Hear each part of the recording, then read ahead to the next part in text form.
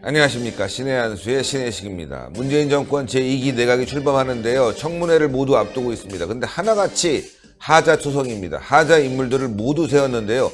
특히나 경제 분야 심각합니다. 그래서 오늘은요. 이창근 교수님 모셔서 이야기 나눠보겠습니다. 안녕하십니까. 네, 안녕하십니까. 예. 네. 경제, 네. 통일도 중요하고 다 네. 중요하죠. 네, 예, 맞습니다. 하나 빠질 수 없는데 네. 특히나 경제 분야 짚어봐야 되겠어요. 네, 요즘 네. 통일 분야는 너무나 엉망진창이라 네. 아마 국회에서 청문 절차를 제대로 밟을지도 모르겠지만 경제 그냥 빠질 수 없지 않습니까? 네, 네. 인물 중에서는 박영선 의원이 심각하다고 해요. 네, 그렇습니다. 그래서 네. 한번 인물들에 대해서 하나하나 짚어주시죠. 네. 지난주에 우리가 문재인 정부의 거시경제정책, 그 소득 주도 성장이 네. 결국은 자영업자와 저소득층을 겨냥한 소득 감소 정책이라는 걸 우리가 지적했지 않습니까? 네네. 그 문재인 정부는 그래도 아직까지 경제에 대한 인식이 부족한 듯합니다. 7개 부처를 교체를 했는데요. 그 중에 4개 부처가 경제부처입니다. 과기부, 그 다음 중소벤처기업부, 그리고 국토부, 해수부 이렇게 되는데요. 하나같이 인사청문회가 문재인 정부가 주장한 청와대의 7대 인사검증 원칙, 거기에 부합한다고 할 수가 없습니다. 그야말로 잉크로 쓴 거짓, 피로 쓴 진실을 덮을 수 없다. 이런 유명한 말이 있지 않습니까? 국민들이 지금 얼마나 피눈물이 납니까? 북핵 문제도 어렵죠. 그리고 경제, 피눈물이 나는 그런 상황인데 문재인 정부는 거짓 개각, 어떻게 보면 거짓 개각. 가식적인 개각. 네. 이걸 통해서 국민들의 피눈물을 덮고 경제를 일으키겠다? 참 어불성설이 아닐 수 없습니다. 네, 그러네요. 네. 자, 그 중에 핵심 인물이 바로 박영선 의원인데, 네. 예, 부동산 관련 의혹 제기되고 있고, 네. 예금 보니까 세금, 지각 납부 의혹. 그렇습니다. 예, 네.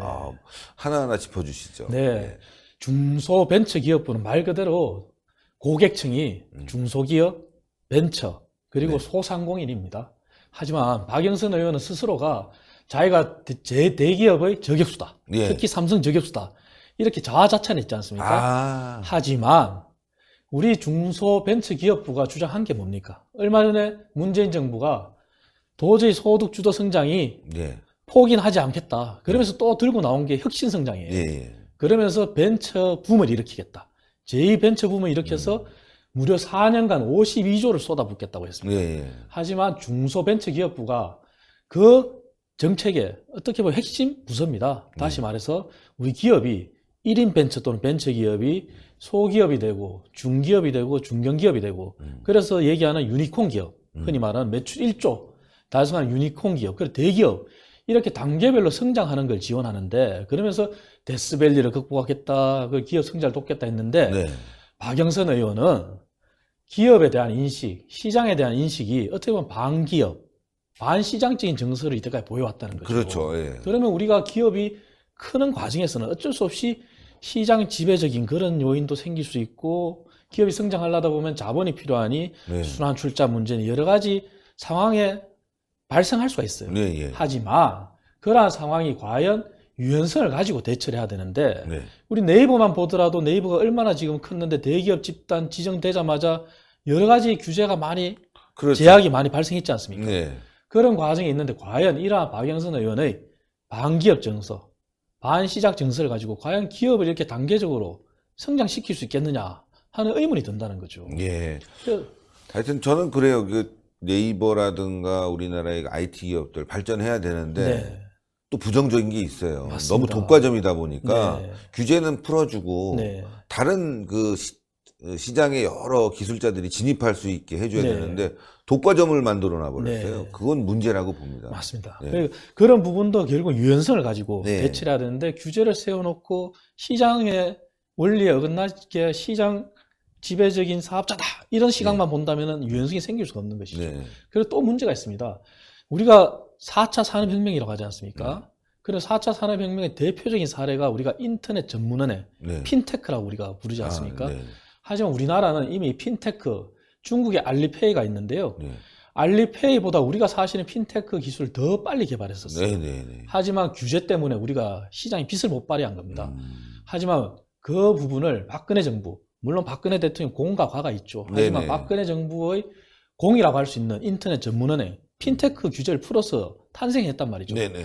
그런데 인터넷 전문은행이 은산분리라고 하는 산업자본과 은행자본이 이렇게 섞여서는 안 된다. 이게 네. 박영선 의원이 이때까지 주장한 대표적인 그렇죠. 사례였지 않습니까? 그때 엄청나게 네. 반대했습니다. 맞아요. 근데 인터넷 전문은행에 대한 특례도 박영선 의원은 최근까지도 반대했어요. 네. 민주당이 찬성하고 민주당이 국회 법을 통과시켰는데 끝까지 반대했다는 거죠. 네. 그 얘기는 다시 말해서 우리가 규제, 혁신이라는 부분이 결국 4차 산업혁명, 아까 말씀드린 대로 벤처붐을 일으키겠다, 52조를 쏟아붓겠다, 결국 규제가 따르지 않으면 안 됩니다. 네. 하지만 그런 인터넷 전문은행에 대한 그 규제조차도 유연성 있게 생각하지 못하고 끝까지 반대한 박영선 의원이 당장에 헬스케어라고 하는 그러한 분도 규제 때문에 지금 포기하는 기업들이 속출하고 있습니다. 네. 우리나라에. 과연 그런 4차 산업혁명을 앞두고 박영선 의원이 과연 규제에 있어서 유연성을 발휘해서 시장에 대처할 것이냐 의문이라는 것이죠. 예. 뭐 지금 뭐 예금, 세금 지각 납부 그리고 네. 뭐 각종 뭐 부동산 의혹 이걸 떠나서 네, 정책 추진에 있어서 많은 문제가 있군요. 있습니다. 그리고 네. 그 부분은 또 이래 박영선 의원의 개인적인 부분도 문제가 됩니다. 자, 네. 중소벤처기업부는 아까 말씀드린 것처럼 중소기업과 벤처, 소상공인이 주요 고객층입니다. 네. 자, 그럼 박영선 의원이 자유한국당의 곽대현 의원이 공개 질의를 한 적이 있습니다. 네네. 자, 2014년부터 2018년까지 부부 수입이 33억이에요. 아하. 3억 그렇죠. 3천이 아니라 33억이에요. 아우. 하지만 남들은 뭐 몇 대에 걸쳐서 벌 돈이네요. 네, 근데 공직자 재산 신고에 따르면은 불과 그 기간 동안에 공식적으로 증가한 재산은 약 10억 원이에요. 네. 23억 원이 어디 갔냐 이거죠. 그래서 곽대현 의원이 공개 질의를 했습니다. 도대체 23억 원이 저축을 안 했다면 지출했을 거 아니냐. 그러면 연간 평균 4억 6천 정도 썼다. 한 달에 3천만 원 훨씬 이상을 네. 쓰는 거 아니에요. 네. 그러면은 거기에 대해서 답변은 아직도 안 했습니다. 네. 자, 그게 사실이라면 만약 박영선 의원이 과거에 조윤선 전 장관의 씀씀이를 가지고 얼마나 지적했어요. 그러니까요. 맞아요. 그렇지 않습니까? 네. 본인이 똑같습니다, 지금. 네. 규모가. 참. 근데 그런 삶을 살았더라면 만약 우리 중소벤처기업부의 고객층인 중소기업 종사자들, 기업 간의 임금 격차가 지금 문제지 않습니까? 네네. 대기업과 중소기업의 임금 격차. 자, 중소기업 종사자들, 셀러리맨들의 삶을 어떻게 이해할 것이며, 우리 야간에 밤 안 자고 기술 창업, 기술 사업하기 위해서 벤처, 기술연구소에서 개발하는 이러한 벤처 창업을 하는 이 청년들의 삶을 어떻게 이해할 것이며, 네. 우리 영세 자영업자, 소상공인들, 그들의 삶을 어떻게 이해할 수 있겠습니까? 그러니까. 연간 4억 6천, 7천을 쓰는 분이 과연 그 사람들의 정서와 삶을 과연 이해한다고 볼 수 있겠습니까? 아니, 어떻게 이렇게 많이 쓰죠? 뭐 하느라? 공개 답변을 아직도 안 했습니다. 이해가 안 네. 가네. 뭐 하나. 남도 온 것도 아닐 것 같고. 그렇습니다. 예. 참나. 그렇게 박영선 의원이 과연 그러한 자격, 그러한 자질을 가진 분이 과연 이 거대한 중소벤처기업부를 이끌어갈 수 있겠는가 의문이 그러니까요. 있다는 거죠. 또 하나 더 있습니다. 또 있습니까? 네, 네. 최근에 물론 이것도 정책에 관련된 부분인데 서울 박원순 시장이 서울페이라고 들고 나온 거 예, 예. 아시지 서울 않습니까? 망했지 않습니까, 그거? 근데 정부에서는 제로페이로 이름만 바꿔서 예. 대대적으로 추진하겠다 그럽니다. 근데 박영선 의원은 문재인 대통령이 후보 시절에 민간경제연구소장들을 만났다고 해서 그때 당시 발언이 있습니다. 아, 문재인 경제개혁, 문재인 경제정책, 쉽게 말해서 물 건너갔다. 물 건너갔다. 자, 근데 난데없이 이제 서울페이가 이름이 둔갑한 제로페이를 대대적으로 활성화시키겠다 그럽니다. 자, 이건 뭡니까? 이제 그럼 다음 대선 박원순 시장 대선 주자 그 길을 위해서 이제 또 뛰겠다는 건지 뭐 알 수가 없는데요. 예. 자, 제로페이라는 본인이 경제 전문가라고 하면서 경제의 기본인 이해를 못하고 지금 하겠다는 거예요. 뭐냐? 소비자 효용도 중요하지 않습니까? 소비자 그렇죠. 편리성이 예. 있는데 이거는 극단적으로 얘기하면은 제로페이는 우리 체크카드의 온라인판이에요. 예. 통장에 돈이 없으면 쓸 수가 없어요. 통장에 돈이 없으면. 네. 예. 왜 통장에서 바로 이체가 되는 그런 구조이기 때문에. 근데 신용카드란 건 뭡니까? 물론 개개인의 신용이 있겠지만 어쨌든 신용으로 인해서 물건을 구입하거나 서비스를 이용받아서 사후에 한 달 후에 자기가 결제하는 시스템이지 그렇죠. 않습니까? 벌어가지고. 네, 예. 그렇습니다. 근데 그거를 다 제로페이로 바꾸겠다? 그럼 돈 없는 사람 소비도 하지 말라는 겁니까? 아, 극단적으로 그러네요. 본다면. 예. 통장에 돈 없는 사람들은 움직이지도 못하겠네요. 그렇습니다. 버스 타고 싶어서도 네. 버스 타고 필요한 생필품 사야 되는데 돈은 없는데 카드로 하고 다음 네, 달에 벌어서 그렇습니다. 갚으면 되는데 그렇게 못 하겠네요. 그렇습니다. 그리고 그 제로페이가 가맹점 입장, 그리고 네. 재화를 공급하거나 서비스를 공급하는 건 생산자 입장에서도 큰 의미가 없어요. 뭐냐? 이미 신용카드 수수료는 소상공인들한테 엄청나게 인하가 됐습니다. 네. 그리고 또 소상공인 우대로 인해서 많이 인하가 됐어요. 근데 제로페이는 매출 8억 원 이하인 소상공인들한테는 수수료를 물지 않겠다. 그건데요. 수수료를 그렇게 물지 않겠거나 소상공인들이 신용카드에 의한 우대 수수료를 받는 건 큰 차이가 없다는 거죠. 아하. 오히려 생산자 입장, 공급자 입장에서는 신용카드 가맹이 많으니 오히려 더 판매가 많이 되는 건데 그걸 일시에 제로페이로 다 바꿔라 한다면 거기에 따른 또 다른 소비자들이 사용을 안 한다면 매출 감소로 이어질 수도 있는 거예요. 그렇죠. 이러한 경제의 기본 원리도 모르면서 무조건 제로페이로 다 가겠다? 과연 이게 실효성이 있는 정책이냐 이거죠. 뭐 카드사가 공짜로 일할 일은 없을 거 그렇습니다. 아니겠습니까? 예. 그래서 그러한 걸 보더라도 아. 이 중소벤처기업부가 우리 소상공인, 벤처, 중소기업 이 고객이 주요 고객층인데 그러면 우리나라 9988이라는 용어가 있듯이 예. 기업의 99%가 중소기업이고 종사자의 88%가 중소기업에 종사하는 사람들인데 예. 그럼 대한민국 경제활동을 하는 인구의 상당수가 결국은 중소기업, 벤처에 해당되는데 과연 이분들을 위한 정책을 제대로 펼 수 있을까? 또 본인의 자질이 연간 4억 6천, 7천을 소비하는 분이 그러한 우리 서민들의 삶을 과연 이해할 수 있을까? 의문이라는 거죠. 예, 정말 의문이네요, 네, 이거. 그렇습니다. 제가 봐도 좀 걱정이 되네요. 예, 네. 저는 뭐 여러 가지 사생활 관련, 네. 예, 부동산 관련 의혹을 갖고 있는데 네. 그거 이외에도 이 정책적으로 들어갔을 때 더 큰 문제가 있군요. 심각합니다. 예, 심각하네요. 지금 뭐 제로페이 사실 카드사들은 그동안에 줬던 것들 다 뺏어버리면 운영이 네. 되겠지만 네. 일반 가맹점이라든가 소비자한테는 더 불리한 그렇습니다. 상황이 될 수도 네. 있겠어요. 네. 계좌에 돈이 없으면 사용할 수가 없는 거예요. 예. 제로페이는 아. 기본적으로 체크카드도 우리가 돈이 없으면 결제가 안 되지 않습니까? 그렇죠. 그거 똑같은 거니까. 극단적으로 아까 말씀드린 것처럼 정말 돈이 없는 사람은 사용을 할 수 없는 거예요. 네. 아이고 서민들 더 어려워지겠네요. 그렇습니다. 진짜. 아이고. 그리고 다른 부처도 잠깐 말씀드리고 예, 싶은데요. 예, 말씀해 주세요. 자, 우리 국토부도 참 문제입니다. 네. 우리 국토부 장관 후보자는 청와대에서 내세운 인사검증 7대 원칙에 자, 불법적 재산 정식이라는 부분이 있습니다. 네. 투기. 자, 이걸 보면은 요즘 이런 말이 있습니다.